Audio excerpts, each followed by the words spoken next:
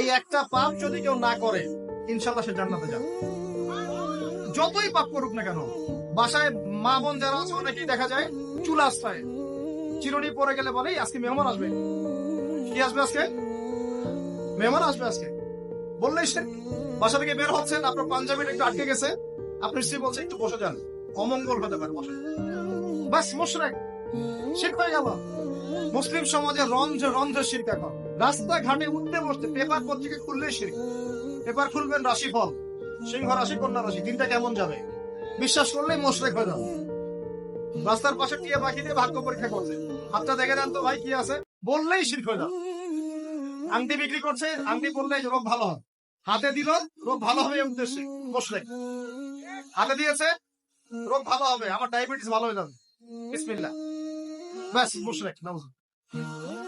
এই আকীদা নিয়ে পড়লেই মুশরিক। মুসলিম সমাজে অহরহ